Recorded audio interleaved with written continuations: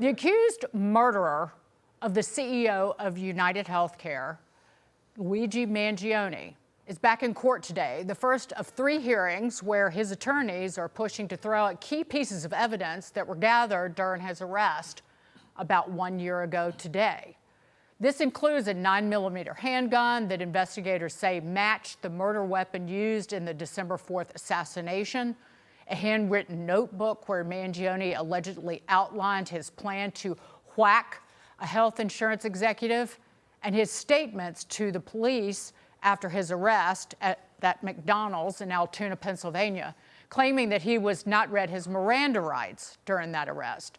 Joining me now to break it all down, former NYPD inspector, attorney Paul Mauro, and Fox News contributor Liz Peek. Great to see both of you.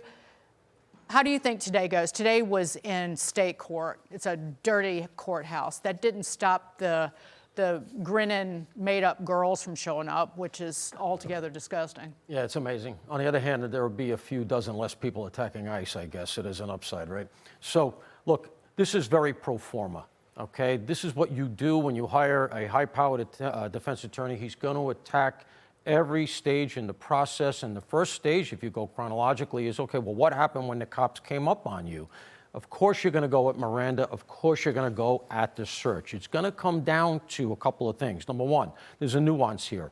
It was a new cop. Reportedly, this was a cop just out of the academy. That's good, because he's going to have in him all of the procedures that they drill into you. He hasn't had a chance to get jaded yet, which does happen. He doesn't get casual yet. I bet you, when they review the tape, and he's got a body cam, apparently there was body cam and it was on. That alone is good. He didn't forget to put it on. I bet you he did everything procedurally correct. And if the initial reporting is accurate, and we don't know that, I haven't seen the tape, but the initial reporting is that when he approached, Mangione started to shake. And as the cop started to question him, he got more and more shaky until he essentially admitted that he was the guy they were looking for. That alone is the kind of thing that starts to raise your level up to you can do a pat down and other things. And if you got probable cause to arrest, you can go into that bag. Anything lungeable, grabbable, that's the legal term, means that you can look. So my gut tells me that's the way this is going to shake out. This is not going to work for Mangione if I had to bet my pension. He apparently had his eyebrows waxed or clipped, trimmed. Somebody had something to zhuzh him up a little bit for his courtroom appearance. There were people camped out to wait for him, and there were women made up parading into the courtroom. I hope that this day is past. I had hoped where he was some sort of folk hero. Yeah, he's been idolized and romanticized by the left as kind of a folk hero, because he took on big bad health insurance company. What he really did was assassinate in cold blood a young father of 2 boys and a very good guy from all accounts, someone who had been valedictorian of his high school, married his high school sweetheart, the whole thing. This guy is despicable. And I know Paul is obviously very conversant with this. He's going through all the legal steps. It's all to be expected.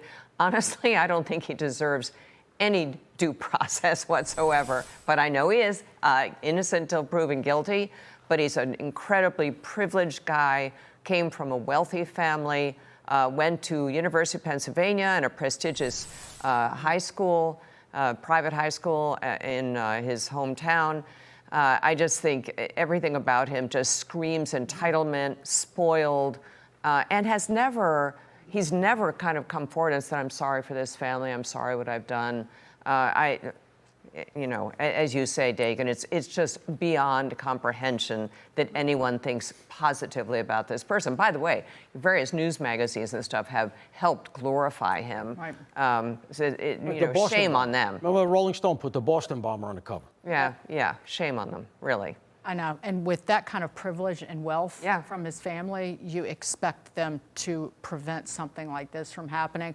But I'm happy to see this hearing, because it means that the verdict will not be overturned on appeal, because the defense attorneys are going through every necessary step, fingers crossed. But I want to move on to this. Comrades in arms making an appearance. Aren't they brothers in idiocy? In Brooklyn today, Bernie and Zozo joining the Starbucks picket line. Listen. And when you ask these Starbucks workers what the consequences are of a company that refuses to schedule them with any predictability, of a company that refuses to pay them a wage that they can actually afford to live in this city, it is that they do not know if they can call themselves New Yorkers any longer. There is an exhaustion amongst New Yorkers at the sheer contrast between these workers who cannot afford to live in this city and CEOs who are making $96 million a year on the backs of those same workers' labor. That's not the fault of the CEO and of Starbucks. That is the fault of politicians like that guy who just got elected to fix the problems created by his socialist moronicy. It's a pretty astonishing thing that he would go out and do this when all New York employers and businesses are very apprehensive about his mayoral upcoming years and worried that he is very anti-big business. I mean, this is the guy that hired Lena Khan, someone whose entire career has been made by attacking big business as part of his sort of incoming cabinet, if you will. Starbucks in 2023 was named by two organizations as one of the best employers in the country. Why? Because they give incredibly good benefits. All in, they're paying about $30 an hour. So all of this is performance art, again, more Democrat performance art, trying to drive home something that is basically not factual. This is a good employer. Only about 4% of their employees supposedly have unionized. They don't want the unions because they know they're treated pretty well. And to go after them for the fact that they don't schedule well, that's a gig work. That's the thing. Organized labor does not like gig work because they can't organize it very easily. Not schedule well is actually flexibility to somebody who understands well the way a business operates. But Paul, final word to you. I let them join the PD for a while and do 24 hours after you had a process and arrest, and then they want you back at work an hour later. So I'm not all that in sympathy with this idea of the flex hours. In fact, as you say, that generally works for them. And all I would say is this, just to try to advance the story a little bit. Two things. First of all, Starbucks, as you say, is considered to be a very socially progressive corporation. They gave, in 2021, the salient year relative to the attack we had in Washington, D.C., $1 million to the Hello Neighbors Network to bring Afghan refugees here. You're not hearing a lot about that, all right? So they're very forward-leaning on this. And secondly, just to close the loop, they really need, that is the workers, better check themselves, because over the next couple of years, there's going to be a robot making your coffee. And why do I say that? Because it just happened to me. I went into an office building here in Midtown.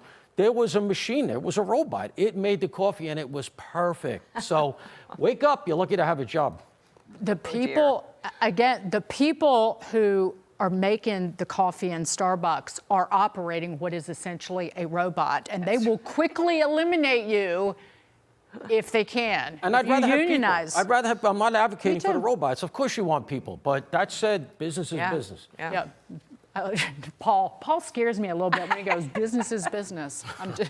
I'm just kidding. You take care of all family business. Yeah, exactly. Paul Mauro, you're the best. You as well, Liz Peek. Thank you so much.